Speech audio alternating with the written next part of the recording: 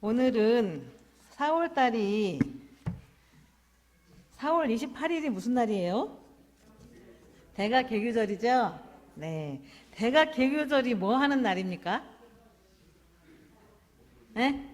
대종사님 대각하시고 원불교 열린 날. 네. 그리고 또 하나. 우리 생일날. 그렇죠. 우리 생일날. 어머니 아버지께서 이 육신을 낳아주셨지만 정신이 새롭게 태어난 우리 모두의 공동 생일날이에요. 저 원불교를 출가해서 제 생일은 잊어버렸어요. 4월 28일이 제 생일날입니다. 그래서 제가 일부러 교도님들한테 제 생일인데 밥 좀 사주세요 이렇게 하고 우리 모두의 생일이니까 같이 축하합시다 이렇게 일부러 잊어버리지 마시라고 이렇게 말씀드렸습니다. 소태산 대종사님께서는 1891년에 태어나셨어요. 아버지 박희경님과 어머니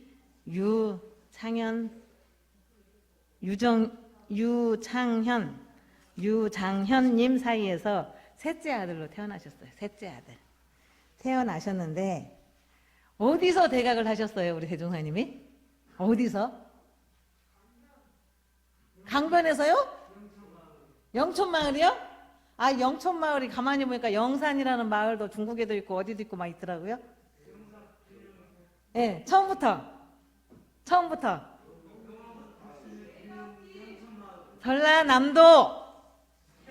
전라남도 영광군 백수면 길룡리 영촌마을에서 대각을 하셨어요. 네, 영촌 대각이요. 영촌 마을에서 영산에서 대각을 하셨어요. 근데 저도 40여 년 전에 영산을 처음으로 가봤거든요.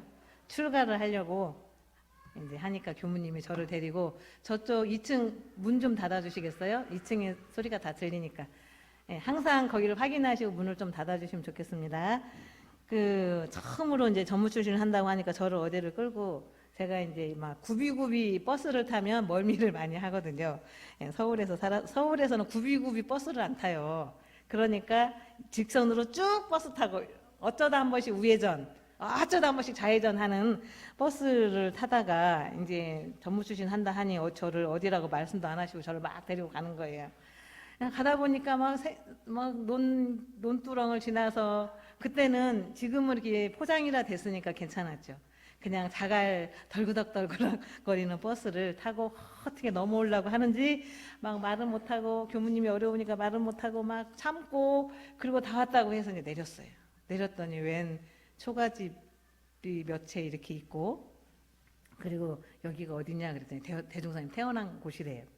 몇 채 있고 뭐 법당도 이렇게 막 너무 지은 지 오래돼가지고 그런 데 있고 그래서 거기서 불전 헌배를 하고 그 다음에 또 어디를 막 데리고 가는데 어디를 저를 알려 설명도 안 하시고 막 데려가는 거야. 그리고 무슨 기운이 느껴지는지 저보고 보라는 거예요. 무슨 기운이 느껴지냐.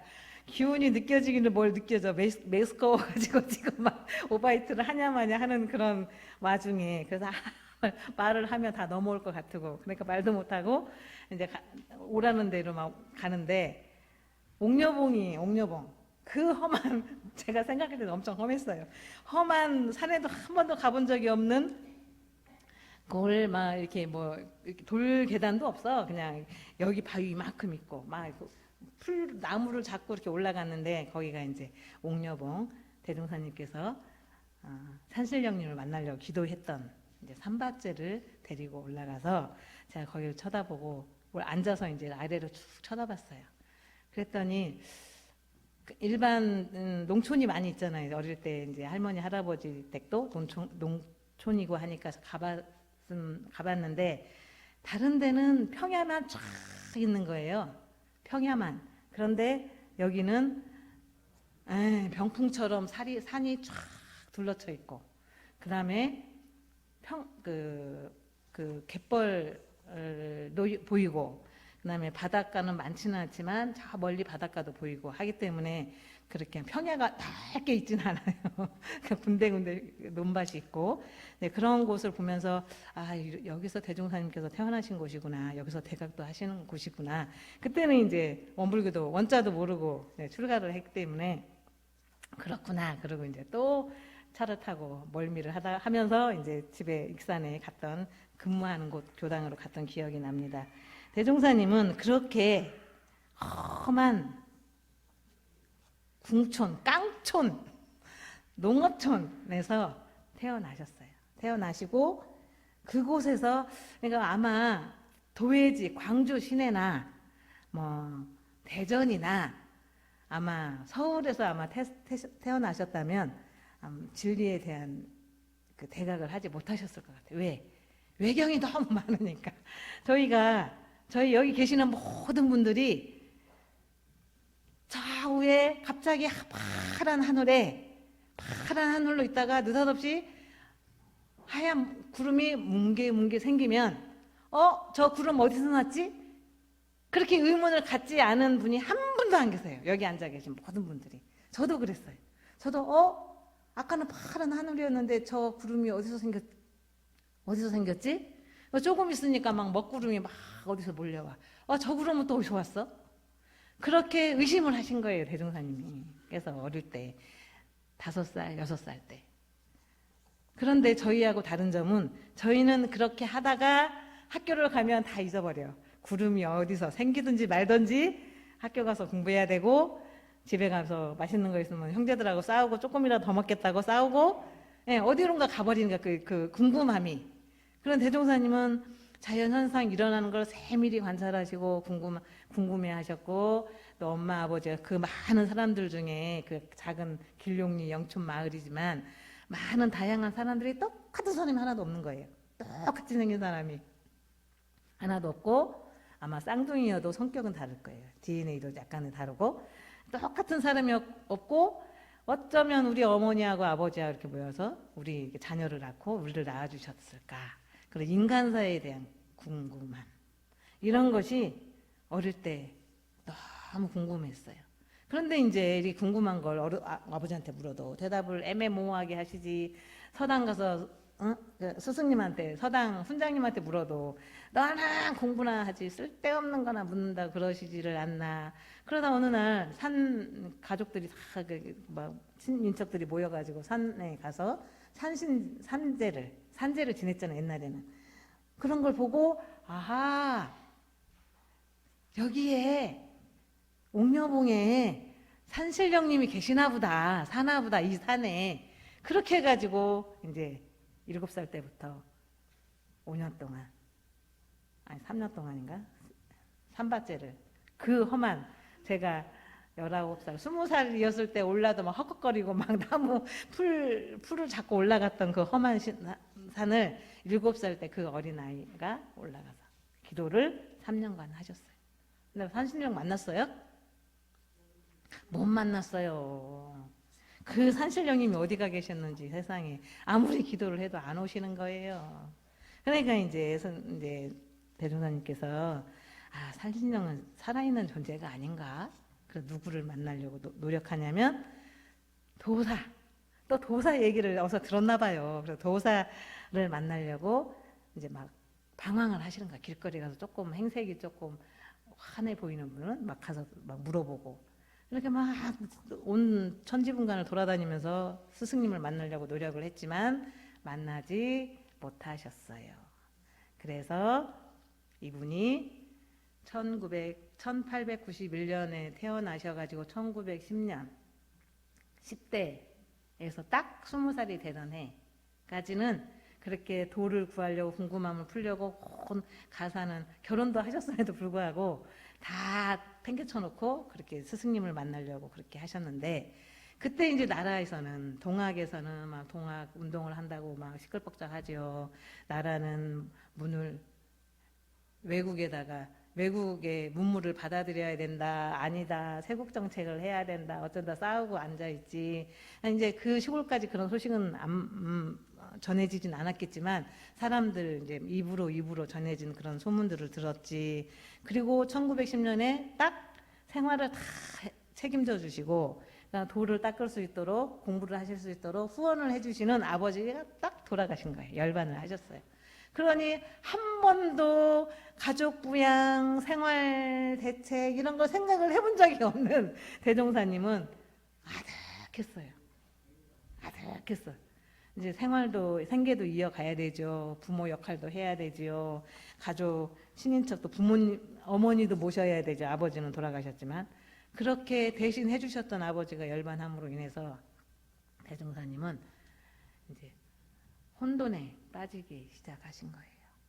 그리고 그때 이제 우리나라는 일본하고 한일 합방을 해서 이제 뭐만 좀 쓸만한 것만 있으면 일본이 다 가져가지, 농산물 다 갖고 가지, 바다에서 뭐 해산물 나오면 다 갖고 가지, 이러니 이 가난한 이 영촌 마을은 더 살 수가 없는 거예요. 이런 것들 저런 것들 뭔가 이 양반이 너무 괴롭고 장차 이 일을 어찌할꼬, 장차 이 일을 어찌하면 좋을꼬. 집안을 봐도 문제고 밖을 나가도 문제고 우리나라를 봐도 문제고. 그러니까 대종사님께서 어떻게 해요? 어떻게 하시냐면 길을 가다가도 멈춰 있어. 입장을 하는 거야. 길 가다가도. 선진포에 가서 배를 타고 시장에 가서 뭘 사오라고 부인이 좀 사다 주시오. 옛날에는 더 남자들이 장을 봤나 봐요. 저는 그 전기문을 읽으면서 요즘은 여자들이 장을 보는데 옛날에는 남자분들이 장을 봤나? 시장 가다가도 선진포에 배를 타야 되는데 배 안 타. 딱 써가지고 이 일을 어찌할꼬 하고 서 있어. 배가 갔다가 장 파장에서 사람들이 오는데 물건 사가지고 다 오는데도 그때까지 서 계셔요. 그리고 앉아서 잠도 안 자고 앉아 꼬박 해를 밤을 지새우고 이 일을 어찌할꼬 하고 앉아 계시지. 식사를 하시라고 갖다 드리면 숟가락을 들고 이 일을 어찌할꼬. 입장을 하고 계시는 거예요. 입장. 그러지요. 씻으려고도 안 하지요. 머리는 산발해가지고 막 다 이렇게 옛날에는 상투를 이렇게 했었잖아요. 상투. 그래서 그 상투를 가지런히 해도 그냥 복잡한 이 머리를 손도 대지 않고 산발의 상태에 있지요. 뭐 숟가락 먹으려고도 않고 이렇게 숟가락을 들고 뭐 하루 종일 있으니 영양실조에 또 이게 위를 어찌하고 그것만 걸털하게 생각하니까 몸은 종기가 여기저기 막 머리도 어디고 막 손이고 손등이고 막 종기가 막 나. 그리고 배는 무슨 혹이 하나 있는지 여기가 딱딱하게 배가 저기 하나 있는 거지. 딱딱하게 있지. 이런 상태예요. 그래도 거기서 벗어나려고 안 하고 그렇게 계시는. 그러기를 몇 년, 5년. 입정을 5년 동안 하신 거예요. 우리 교도님들 법회 보기 전에 기도하실 때 입정하겠습니다. 경종을 땅 치시면 오늘은 왜 이렇게 입정이 길어? 그 잠깐 5분도 안 되는 시간에 이 생각 저 생각. 원불교로 처음 와서 입정하겠습니다. 죽비를 딱 치면 이제 뭘 하라는 거야. 옆에 사람을 보고 이 사람은 눈을 감고 있네. 저 사람 실눈을 뜨고 있네. 이렇게 했던 그 입정을 대종사님은 5년 동안 씻지도 않고 먹지도 않지. 종기는 온몸에 종기는 두드러기 나 있지. 머리는 산발해 있지. 사람들은 근처에 가면 냄새 나죠. 사람들이 상대를 안 해. 드디어 결국은 저렇게 헤매더니 뭘 찾아다니고 뭘 기도를 한다고 오르락 내리락 어릴 때부터 저러더니 이제 완전 폐인이 됐구나. 큰일 났네. 저 집은 큰일 났어. 이제 동네 사람들은 혀를 차고 다녀. 그 집안만 지나면 너무 큰일 났네. 저 집 어떡하면 좋아. 가까이 하지도 않고. 가족들은 그냥 조마조마하는 거예요. 저러다가 미쳐 돌아가는 건 아닌가. 멍 때리고 있지를 않나. 막 이러다가는 미쳐서 정신병원에 가는 거 아닌가. 걱정을 너무 많이 하고. 그러다가 드디어 25살 되던 해, 그때는 이제는 지금은 길을 가다 서 있기나 하죠. 자기가 무슨 말을 해야 되는지도 몰라. 사람들이 뭐 질문하면 대답을 못해. 그리고 어디를 가는데 내가 어디 가는지도 몰라. 이제 완전 치매에 저리 가라예요. 정신줄이 났어. 정신줄을. 25세 되던 해는. 그리고 말도 못하지. 누가 왔는지 사람도 못 알아보지요. 거의 뭐 멍 때리고 있지. 그렇게를 1년을 하시더니 드디어 음력 3월 26일 날 양력 4월 28일 날 새벽에 앉아 있는데 이분이 다른 때하고 다른 거예요. 다른 때하고 다르고 온몸에 다른 때하고 다른 기운이 확 돌면서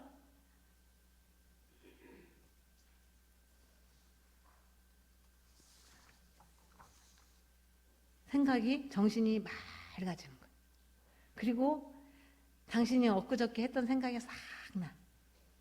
맨날 멍 때리고 있고 어디를 가야 될지도 모르고 누가 질문하면 답도 못하고 이제 말도 못하고 이런 상태가 지속되고 단지 그 마음속에는 이 장차 이 일을 어찌할꼬 이제 그것까지 놔버렸어. 그거 장차 이 일을 어찌할꼬 하고 5년 동안 이렇게 적무에 탁 머물러 있는데 이제는 장차 이 일을 어찌할꼬라는 한 생각도 없어 버렸어. 아무것도. 그렇게 하다가 4월 28일 아침에 딱 보니까 몸이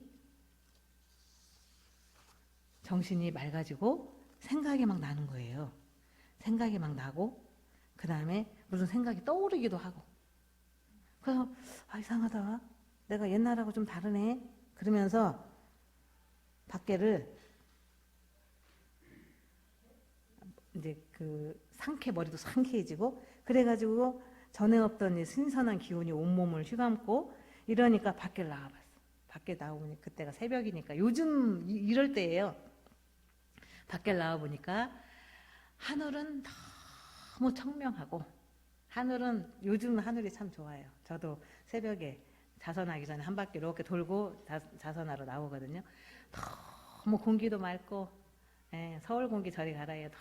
너무 청명하고 하늘도 깨끗하고 그런 거예요. 그리고 별이 교교하다라고 표현을 하셨어요. 교교하다는 초롱초롱하게 밝고 또 밝다. 그런 상태가 눈에 들어와요. 눈에 쏙 들어오고 그 다음에 이제 그 앞마당을 크게 호흡을 하면서 몸에 이제 새로운 기운이 이렇게 도니까 크게 호흡을 하면서 이제 앞마당을 산책을 왔다 갔다 하는 거예요. 왔다 갔다. 그리고 문득 생각이다. 전에 했던 의문을 가졌던 것들이 선명하게 생각이 나고 그 다음에 내가 그동안 빠지게 고생을 했던 돌을 구하기 위해서 엄청 고생을 하셨잖아요. 그것들이 스물스물 생각이 다 나는 거예요.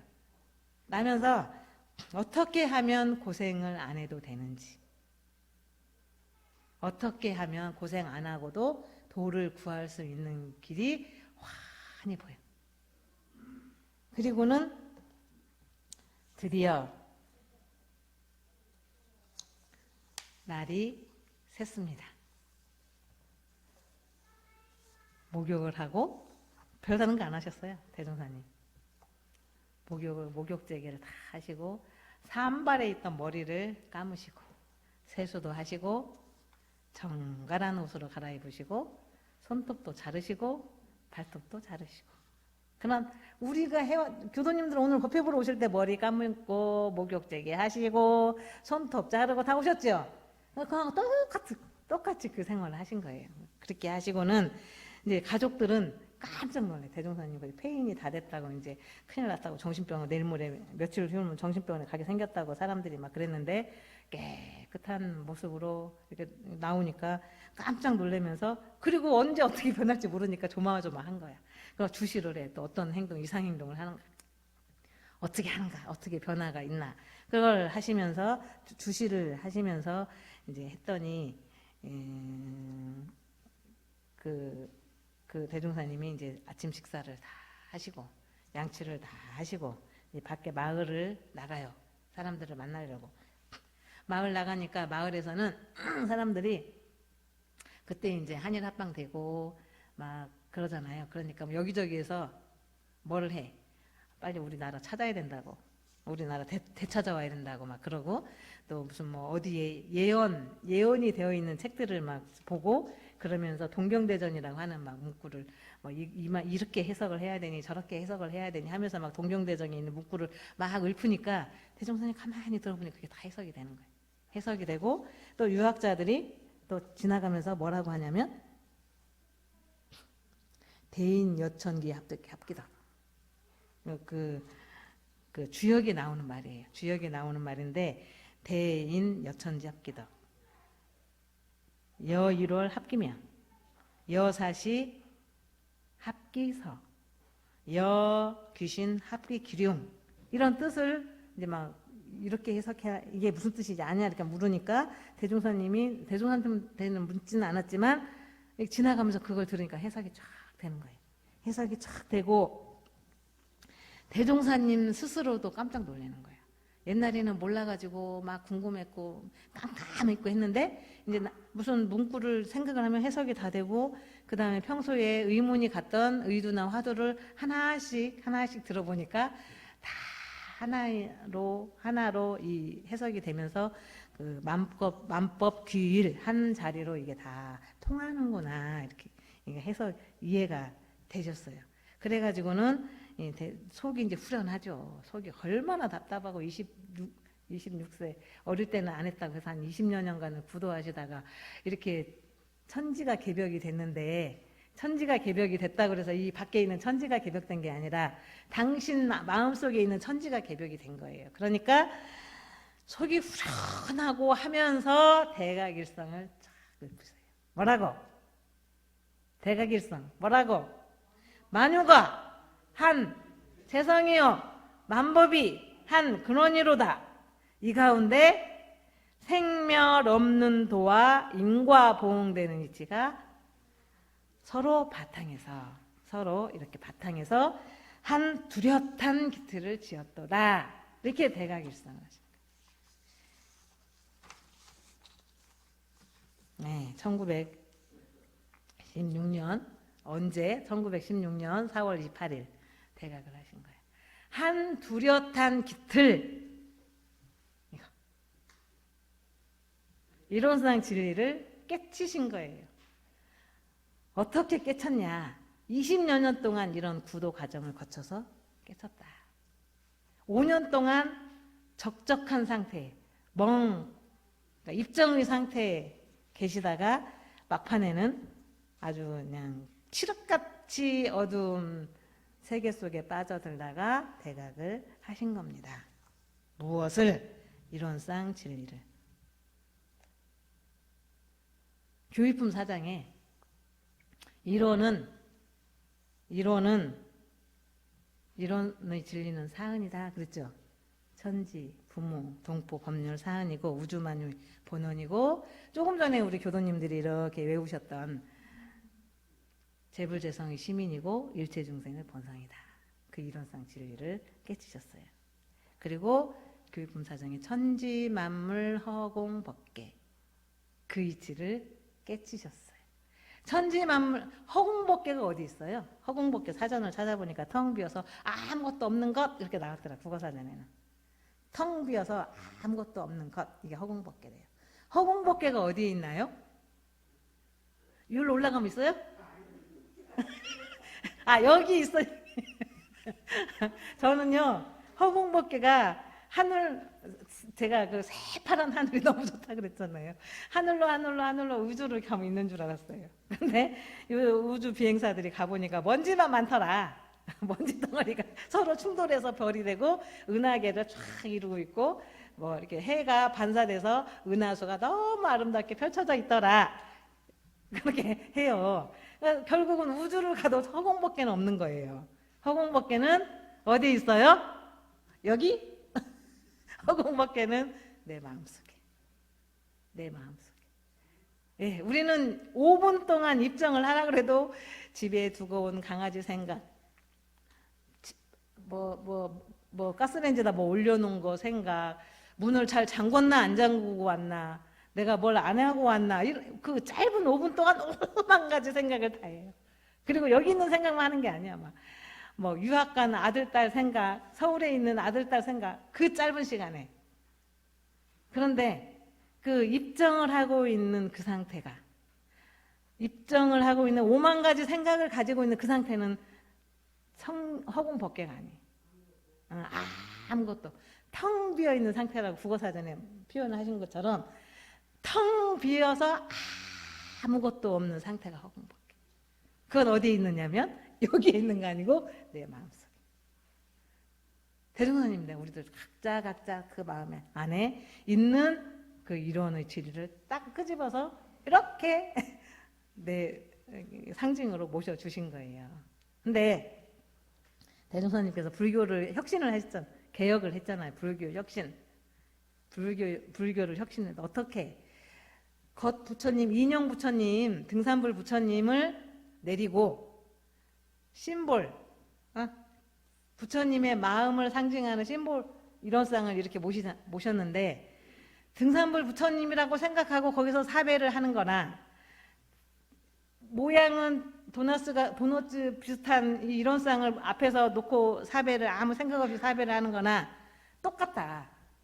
우리가 그렇게 하면 절에 가서 부처님 앞에서 막 우리 부처님 왜 이렇게 잘 오시지? 그럼 쳐다보면서 사배를 하는 거나 108배를 하는 거나 우리 교당에 오셔가지고 법신불전에 사배를 하는데 아이고 부처님 하고 하는 거나 똑같다. 그 원불교에 오셔서 사배를 할 때는 내 마음을 보면서 사배를 하셔야 돼요. 여기저기 오만 곳에 돌아다니는 마음이 아니라 텅 비어서 아무것도 없는 청정한 그 마음을 바라보면서 사배를 하셔야 돼요. 그리고 우리 훈타오님이나 우리 전타오님 보면 그냥 빌 것이 너무 많아. 뭐라고 빌잖아요. 텅 비어서 아무것도 없어야 내가 빌고 내가 서원하고 기원하는 것이 어떻게 허공법계를 뚫고 전달이 되는 거예요. 누구한테? 사은님한테. 절에 가서 108배 하는 아무 생각 없이 108배 하는 것이 아니라 내 마음속에 청정한 허공법계 부처님을 딱 찾아서 길을 가면서도 찾아서 가고 말을 하면서도 아유 텅 비어서 아무것도 없다고 했는데 말을 어떻게 해? 텅 비워진 상태에서 말을 하시는 연습을 하셔야 돼요. 일원상 서원문을 마음을 비우고 입정을 해서 일원상 서원문을 독경을 할 때 소리로 독경을 하지만 그 이면은 비어 있어요. 만약에 무슨 생각을 떠올리면서 일원상 서원문하면 생각이 안 나. 틀려. 그죠? 틀려버려. 그리고 실수를 해요. 토시를 하나 빼먹는다든지 한 구절을 빼먹는다든지 외웠어도 그렇게 돼요.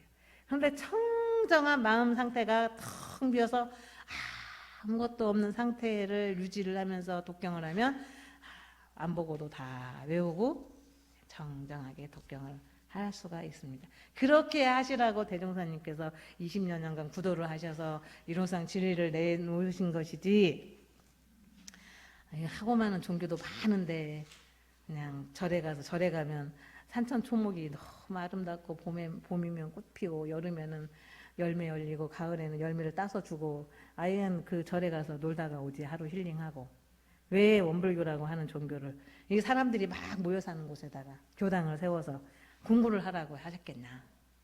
네. 내 마음을 순간순간 놓지 않고 찾으면서 일용성 진리가 허공법계 천지만물 허공법계가 어디 있어요? 내 마음속에 있는 걸 찾아서 공부를 하셔라. 대산종사님께서 아프셨어요. 어떤 선지님을 간호하다가 결핵 환자를 간호하다가 결핵을 옮으셨어요. 그래가지고 사람들이 다 죽는다고 했어요. 다 죽는다고. 이제 죽음만 기다리고. 그러니까 팔타오님이 황정신행 팔타오님이 저기 양주에 와서 좀 요양을 하시면 좋겠다.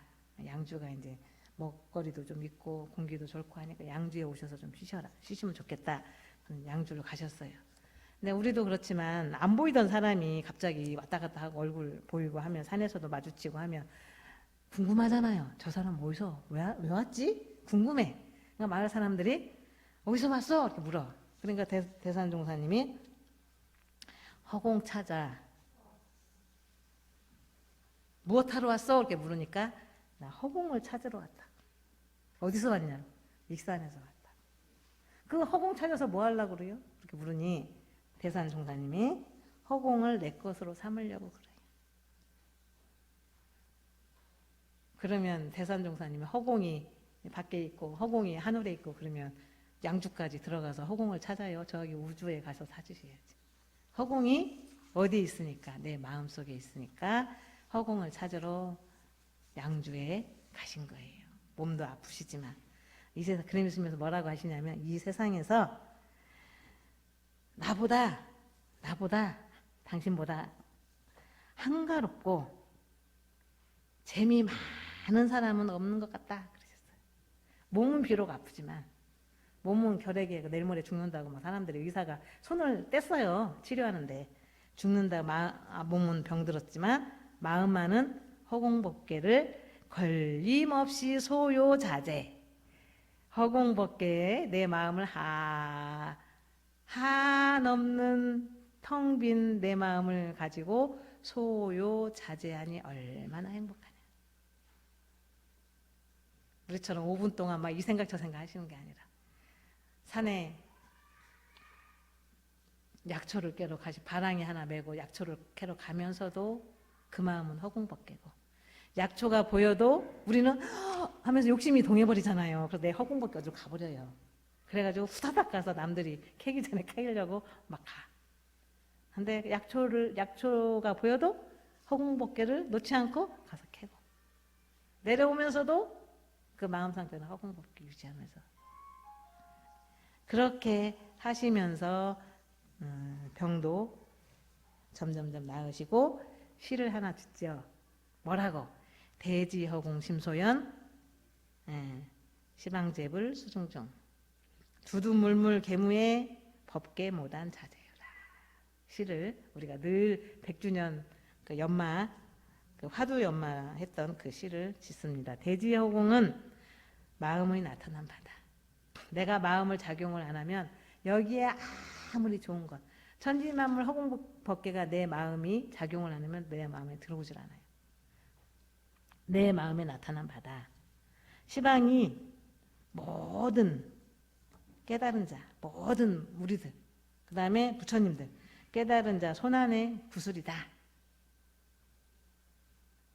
이치와 사물은 다 걸림이 없으니 터럭 끝에서 자유롭게 놀고 있다. 이런 뜻입니다. 정산종사님께서는 한오란 한해지의 이론상 진리에 대해서 그 말씀을 하신 게 있어요. 뭐라고 하셨냐면 우주만물 허공법계 전체다 이렇게 하셨어요. 전체. 대종사님 마음이나 정산종사님 마음이나 대산종사님 마음이 똑같다. 그래서 재불 재성의 심인이라는 거예요. 모든 부처님과 모든 성현들은 깨치셨어요. 진리를 깨치셨는데 그걸 어디다가 경전이라고 하는 법문이라고 하는 거에 딱 실어서 내놓으셨어요. 그래서 예수님이 나오셨고 공자님이 나오셨고 서가모니 부처님 나오신 거예요. 그래서 그 시민이 어디에 있냐? 경전에 있어요. 그리고 우리 대종사님 말씀하신 것처럼 천지은, 부모은, 동포은, 법률, 은이 법륜을 다 포함한다 이렇게 말씀하셨고 그리고 모든 성현들이 서가모니 부처님께서도 불성이라고 했어요. 불성. 이론상의 진리를 불성. 그리고 공자는 일관지도 맹자님은 양기지설, 주렴계는 태극도 이렇게 말씀을 하셨고요. 부처님은 그래서 이론상 진리는 이론상 부처님을 갖고 있는 우리들은 행주자와 걷거나 앉아있거나 누워있거나 행동하거나 누구를 만나거나 간에 말을 할 때나 말을 안 할 때나 움직일 때나 정할 때나 행주자와 어묵 동정 간에 항상 청정한 텅 비어있는 그 상태를 찾아라. 거기에 주에서 마음을 주하고 떠나지 않는 공부를 해라. 이렇게 정산 종사님께서도 말씀을 하셨습니다. 저희가 사심잡념을 통틀어서 망념이라고 해요. 망념. 사심잡념이 쉬고, 그러니까 망념, 사심잡념이 다 쉬고 진성, 마음, 참 마음이 딱 나타날 때, 그때가 천지 만물 허공법계, 허공법계.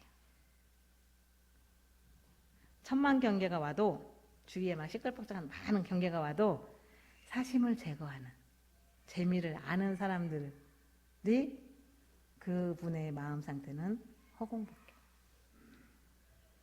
그 다음에 공적하고 영지함이 자성이다. 그렇게 말씀을 해주셨어요. 공적하고 영지함. 만약에 저희가 10분 동안 적적한 상태에 머물러 있을 수 있어요. 10분 동안. 입정하겠습니다. 그래서 교무님이 조금씩 시간을 늘려서 10분 동안 입정을 해. 그럼 지혜는 반딧불만큼의 지혜가 생겨요. 반딧불만큼. 이게 길면 길수록, 허공법기 상태가 길면 길수록 행주자와 어묵동정, 움직이면서 말을 하면서 사람을 만나면서도 청정한 상태를 유지하면, 그걸 떠나지 않고 그대로 유지를 하면 어떤 지혜가 생기냐면 태양보다도 더 밝은 지혜가 나타난다 그랬어요. 태양은요, 항아리 속을 못 비춰요. 뚜껑 있는 항아리 속을. 그런데 지혜는, 우리가 가지고 있는 영지, 지혜, 영지는 뚜껑이 비록 닫혀 있어도 그 안에 그 안까지를 알 수 있는, 굳이 어려운 한문을 해석하여 해주지 않아도 읽으면 알아지는 그런 지혜를 가질 수가 있습니다. 그래서 그렇게 될 수 있도록 다른 달도 열심히 하시겠지만 전북교구에서 요즘 4월 달에 기도를 합시다. 그래서 교구장님이 유튜브에 결제 법문도 하셨어요.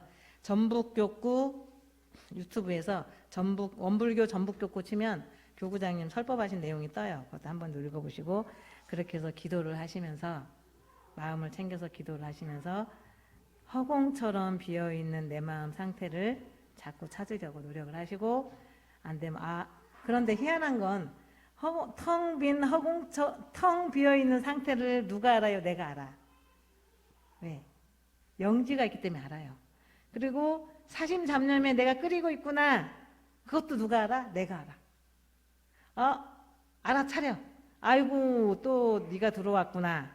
아이고, 이렇게 알아차리면 신기하게도 그 사심잡념들이 그냥 없어져. 뿅 사라져요. 그야말로 뿅 사라져요. 그러면 다시 텅 비어있는 상태를 바라보고 있는 거예요. 왜? 만물은 태어나면서도 저절로 알아지는 식이 있으며, 또 그 마음을 어느 정도 얼만큼 비우느냐에 따라서 지혜가, 영지가 내재해 있기 때문에 신기하게 알아요. 내가 이게 잡념이고 필요 없는 생각이고 필요 있는 생각인지. 질문을 했어요. 어떤 제자가 선을 하는데 이런 생각이 났다. 그러면 그것도 잡념입니까? 이렇게 질문했어요. 대산 종사님이 뭐라고 하셨냐면, 적어놔라 그랬어요. 좋은 생각은 적어놔라. 그리고 선을 하다 보면 정말 자기 나름대로의 그런 문구들이 이렇게 생각이 나거든요. 그것도 적어놔라. 그래서 스승님한테 반드시 문답감정을 얻어라 그랬어요.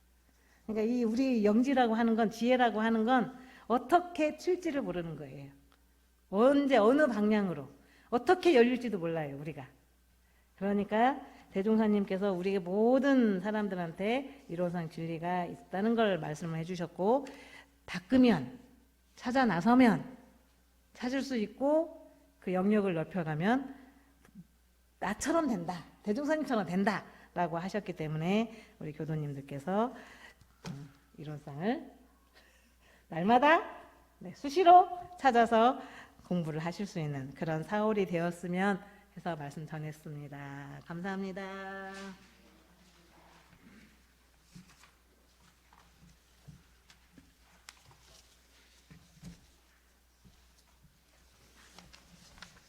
교당 소식 말씀드리겠습니다. 다음 주